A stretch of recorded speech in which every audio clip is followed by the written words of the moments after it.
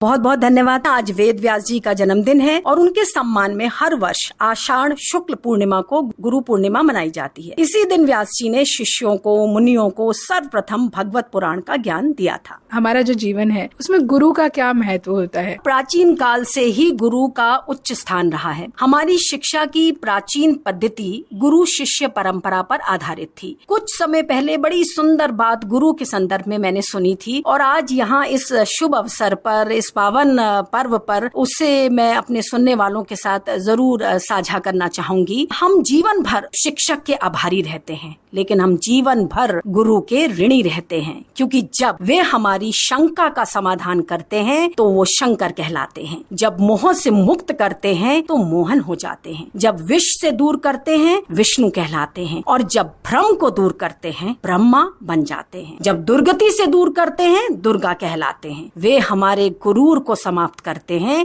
इसीलिए गुरु कहलाते हैं। तो अब आप बताइए कि गुरु का महत्व हमारे जीवन में कैसे नहीं होगा।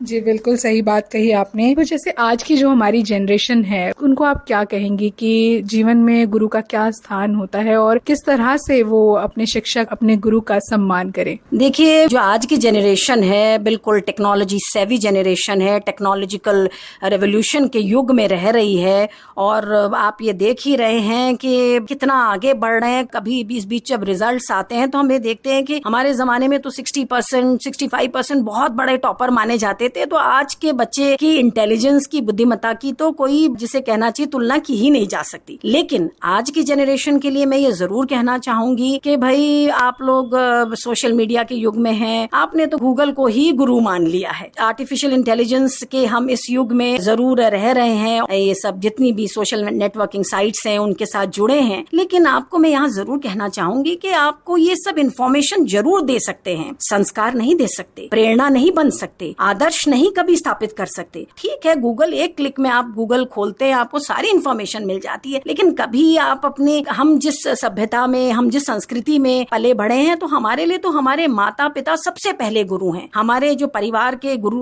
बड़े जो हमारे अपने हैं, वो हमारे हमको शिक्षा देते हैं, हमको संस्कार सिखाते हैं। तो आज की जनरेशन से मुझे थोड़ी सी शिकायत तो है कि भाई आप जब देखो समय मिलता है आप अपने मोबाइल के अंदर घुस जाते हैं और मोबाइल से बाहर भी दुनिया है। अपने बुजुर्गों के पास बैठो। वो बात अलग है कि आप जब स्कूल में जाते हैं, आपके शिक्षक आपको पढ़ाते हैं, आपको ज्ञान देते हैं, लेकिन यहाँ पर मैं जरूर कहना चाहूंगी अपने माता पिता से जरूर सीखिए। बच्चों से वैसे मैंने पहले भी कहा बिल्कुल शिकायत नहीं है, वो जितना जानते हैं तो उनसे तो हमें सीखना पड़ेगा, लेकिन जो हमसे उन्हें सीखना है उसमें वो पीछे बिल्कुल ना रहे। तो अब जो आपको आज शिक्षक गण सुन रहे हैं इस कार्यक्रम के जरिए, उन शिक्षकों के लिए क्या संदेश रहेगा, उन गुरुओं के लिए क्या संदेश रहेगा आपका?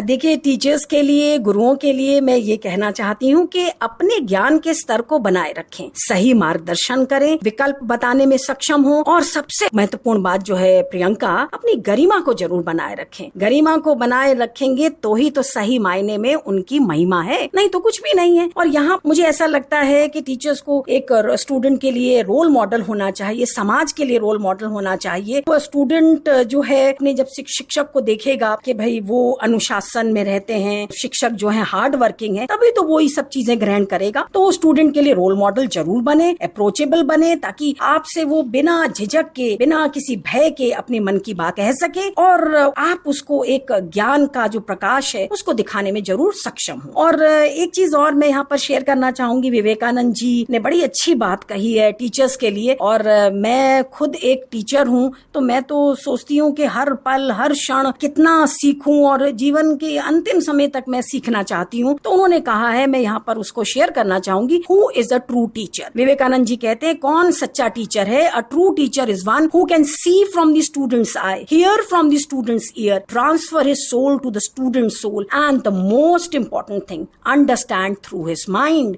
उसके दिमाग से समझे, अपने दिमाग से पढ़ाए जरूर, पर समझे किसके दिमाग से? स्टूडेंट के दिमाग से। चाणक्य जी ने भी कितना सही कहा है कि शिक्षक कभी साधारण उदाहरण नहीं होता, विनाश और विकास उसकी गोद में पलता है। तो याद रहे हम सब शिक्षकों को, हम सब गुरुओं को, कि शिक्षक और गुरु साधारण रहकर कभी उदाहरण नहीं बन सकते। अगर हमें जीवन में, अगर हमें समाज में एक उदाहरण बनना है तो हम साधारण बनकर ये कार्य नहीं कर सकते। तो आप सबको गुरु पूर्णिमा की बहुत बहुत हार्दिक बधाई और शुभकामनाएं। बहुत धन्यवाद डॉक्टर तुलिका जी, आज आप कार्यक्रम नमस्कार देहरादून से जुड़ी। बहुत बहुत धन्यवाद प्रियंका, बहुत बहुत धन्यवाद।